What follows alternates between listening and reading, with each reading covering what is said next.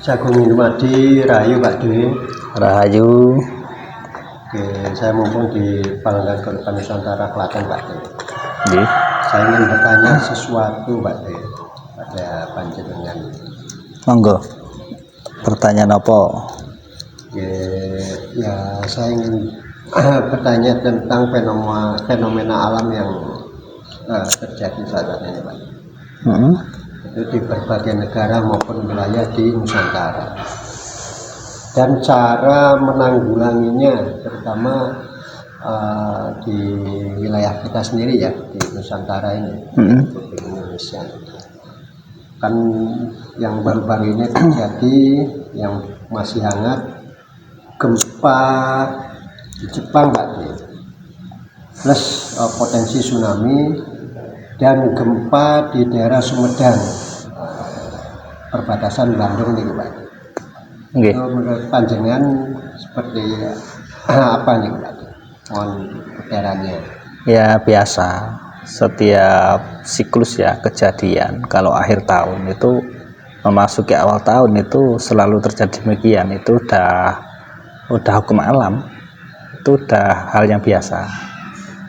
Cuman kalau untuk masalah menanggulangi ya tidak bisa menurut saya, karena itu memang sudah titahnya Maha Kuasa. Tapi kalau sekedar kita hanya berdoa meminta istilahnya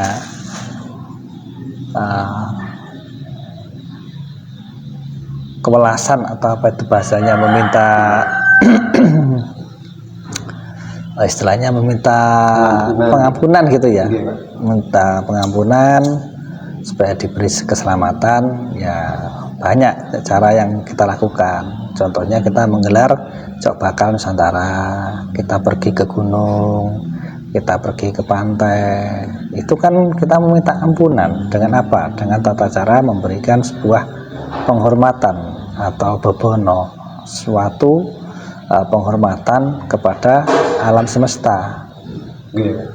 Wujudnya yang di bumi, di jagat raya, karena kita tinggalnya di bumi, kita makan minum di bumi, kita berak kita kencing di bumi. Sudah selayaknya kita memberi bebono atau sebuah penghormatan dengan sesuatu hal yang simpel seperti Jok Bakal itu tadi gitu loh. Iya Pak. Jadi memang harus ada bentuk daripada rasa itu ya, rasa penghormatan ya Pak. Jadi tidak hanya bentuk-bentuk dohir saja.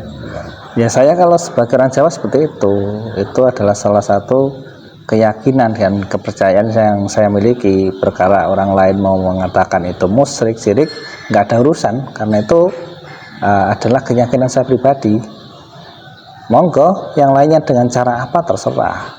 Jadi sesuatu amalan itu ada yang ditentukan dan ada yang dibatasi, tapi dibalik itu juga ada amaliah yang tak terbatas, yang nggak dibatasi.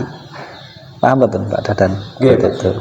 Ya kalau di agama yang saya anut, agama Islam itu ibadah mahdo dan ibadah goiru mahdo, atau daim itu Pak. Contohnya seperti daim, itu contohnya seperti itu ya. Jadi sudah menjadi suatu kewajaran. Awal-awal tahun ini biasanya disambut dengan gejolak alam, ya seperti gempa, seperti banjir, seperti angin puting beliung. Itu kan sebagai penutup akhir tahun yang kemarin 2023 kan. Sekarang memasuki 2024. Nah ini awal-awal bumi sedang menyambut tahun baru dengan apa? Dengan sukacita, dengan gembira. Buminya bergoyang dengan gempa, airnya menari-nari, meludak ke sana kemari, anginnya berjoget ria, menyapu apa yang ada. Itu wujud bahwa alam semesta sedang bergembira menyambut akhir tahun dan awal tahun, seperti itu. Ya, tapi saya mungkin Pak De, kegembiraannya manusia dengan kegembiraannya alam semesta itu lebih ekstrim kegembiraannya alam semesta nggih Pak? Ya bisa dikatakan begitu. Iya Pak. Jadi wajar kalau terjadi fenomena alam itu, makanya kita harus tetap waspada. Yang dikhawatirkan ketika semesta ini sudah murka kepada penghuni atau penduduk alam semesta, karena sekarang manusia itu sudah hilang kesadaran, bahkan tidak sadar. Sangat sedikit orang yang mau bertadabbur alam. Kebanyakan orang niatnya cuma piknik saja, hanya bersukaria, hanya sebatas bersenang-senang, tapi lupa bahwa sebetulnya piknik itu pun sebetulnya bisa dijadikan sebuah tadabbur alam dengan menyaksikan keindahan ciptaan Yang Maha Kuasa. Kenapa nggak dipersaksikan? Dengan apa? Dengan puja-puji kita, dengan mahabbah kita, kecintaan kita pada Tuhan, dengan kekaguman kita atas segala ciptaannya, kan gitu. Iya. Makanya jangan disalahkan kalau kadang ada yang lagi piknik malah ada bencana, ada kejadian yang tidak disangka-sangka, ada kecelakaan ketika sedang bergembira. Yaitu pun sebab akibat manusia sendiri. Kalau manusia sekarang itu istilahnya sudah banyak yang nabrak daripada kehendak Tuhan, gitu loh. Manusia selalu bertindak dengan kehendaknya sendiri, kehendaknya pribadi. Karena apa? Kurangnya pengolahan cipta rasa karsanya, kurangnya pencerahan di kolbunya, di akalnya, sehingga perbuatannya tidak memberi suatu energi daya Tuhan, karena hidupnya itu penuh dengan keakuan. Segala sesuatu menganggap bahwa dirinya sendiri yang bertindak, yang berbuat, yang berperilaku sendiri, ya Pak? Iya, seperti itu. Gimana? Tapi menurut saya Pak Dir, nah ini apa ada kaitannya nggak Pak? Sebab manusia itu kan bisa dikatakan miniatur alam ya Pak Dir, mikrokosmos atau jagat cilik. Nah sedangkan di luar manusia itu jagat gede nggak Pak? Apakah ada kaitannya Pak Dir? Gejolak alam semesta jagat gedenya itu dampak daripada bergejolaknya jagat ciliknya nih Pak. Iya, gambaran manusia. Makanya disebut terjadinya tsunami di dalam diri pribadi, terjadinya gempa di dalam diri pribadi. Itu sebagai gambaran alam.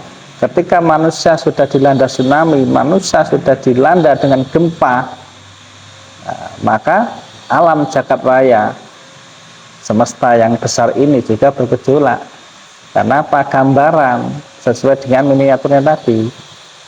Nah, kalau manusia melakukan perbaikan dengan selalu membuka kesadaran, alamnya pun akan menjadi aman, damai, tentram. Kalau manusianya penuh hiruk pikuk, penuh dengan istilahnya perbuatan-perbuatan yang merusak, alam pun seperti itu, bisa melakukan seperti itu juga, gitu loh. Contoh, kita merayakan tahun baru ya, dangdutan, bergoyang, alam pun bisa merayakan dengan seperti itu. Dengan apa? Dengan gempa. Kan alam ikut bergoyang, karena ikut bahagia, ikut senang, sama-sama digoyang kan? Iya, betul Pak. Airnya menari-nari, ya kan? Tsunami dengan banjir bandang, ya. Banjir bandang. Angin juga bergoyang Pak. Anginnya meliuk-liuk, kan itu kan? Ada angin. Gitu. Nah, pada angin seperti itu gambarnya kan Pak Dadan. Banyak rumah rusak nih Pak, seng-seng pada wah, pada. Iya, itu karena manusianya seperti itu. Coba kalau orang-orang zaman dulu, kalau akhir tahun pasti dengan wirid, dengan doa, dengan semedi. Orang-orang zaman dulu seperti itu cara merayakannya, nggak seperti sekarang. Tapi ya nggak ada yang salah, dan saya nggak menyalahkan. Tuhan sedang membagi rezeki pada para musisi yang sedang bernyanyi. Tuhan memberi kebahagiaan pada para penonton yang datang. Kan seperti itu, nggak ada yang salah karena semuanya afalullah. Semuanya yang menggerakkan Allah, seperti yang saya bilang kemarin. Semuanya disifati Allah. Dan itu semua yang menggerakkan atas nama Tuhan. Karena apa? Yang menghidupi adalah datullah, datnya Tuhan, gitu loh Pak Dadan. Paham ya? Akhir-akhir ini sudah lama Pak, dan saya pun mengikuti filosofi itu Pak. Filosofi bahwa nek ora edan ora keduman Pak. Nah, saya ya supaya keduman ya kudu melu edan Pak De. Nah, tapi sekarang saya tidak mengikuti filosofi itu Pak De. Menurut Pak De bagaimana nih Pak? Justru di zaman yang edan ini kita harus menjadi orang yang waras. Dengan apa? Dengan membuka kesadaran. Kita harus selalu merenung. Di tahun-tahun kemarin kita selalu melakukan kesalahan, melakukan perusakan, melakukan maksiat. Nah, di awal tahun ini adalah kesempatan untuk membuka lembaran baru. Belum tentu di tahun depan kita masih hidup lagi. Maksudnya hidupnya nyawa tinggal di raga atau ruhnya masih di raga, kan belum tentu, ya toh? Ini kesempatan. Makanya kita harus berterima kasih di tahun ini kita masih diberi kehidupan, kesempatan, diberi nafas, ya kita manfaatkan dengan baik sebaik-baiknya gitu loh. Nah gitu. Ada lagi? Ya, alhamdulillah selama saya menuntut ilmu, memohon bimbingan dan gemblengan Pak D maupun Yang Togo itu semakin tercerahkan Pak D. Bagaimana saya supaya bersikap atau menjalani hidup dan kehidupan ini lebih baik dan lebih bijaksana Pak. Amin. Makanya untuk menuju Indonesia dengan keemasan, kita harus sudah mulai menata akhlak kita sendiri. Kita harus mulai belajar tentang tatanan budi pekerti yang luhur, adab asor, supaya apa? Supaya ajaran welas asih cinta kasih ini segera tersebar di Nusantara dan dunia.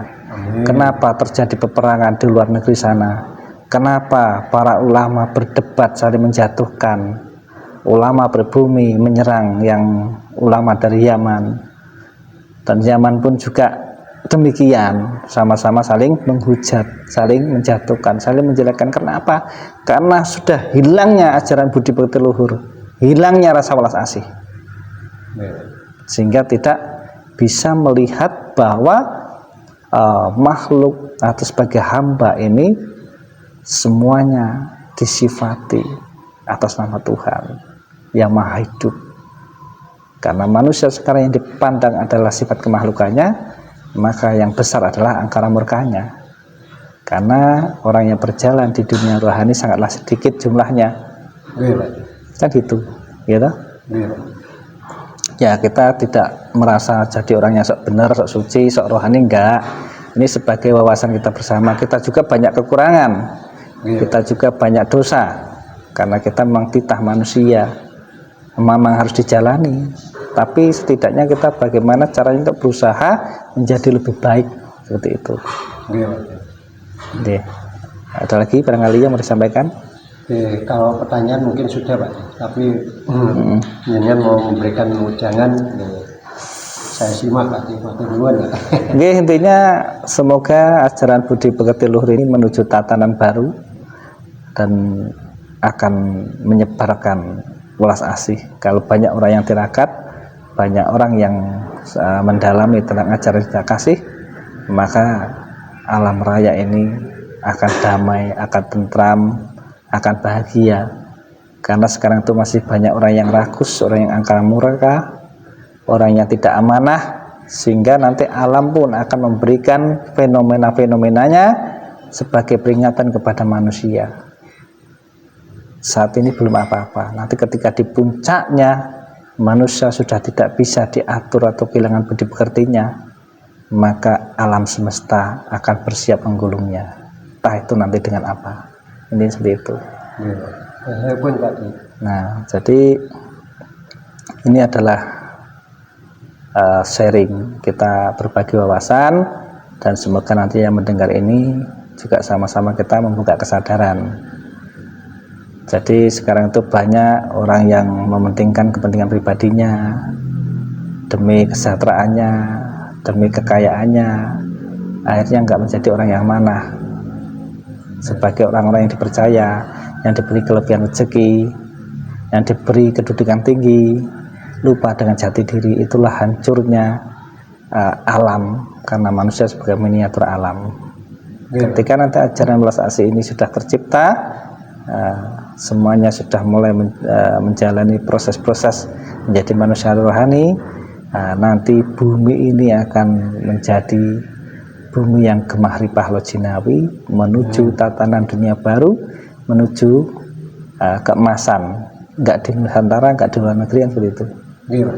Tapi ya prosesnya nggak gampang, harus dimulai dari diri kita sendiri dulu. Nggih, Mas. Kita harus Pun, Pak. belajar, gitu. Nggih, Pak. Baru nanti kita sebarkan menjadi sebuah energi kekuatan ajaran cinta kasih seperti itu. Oke. Ya, saya kira cukup itu Pak Dadan. Nggih, matur nuwun Pak De. Nuwun Pak De. Oke, sama-sama. Ung wilahing segaring pawana sekabehane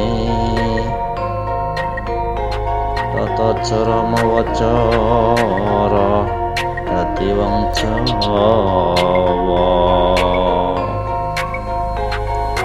nindakake jejibane pangerane dadi khalifah ning alam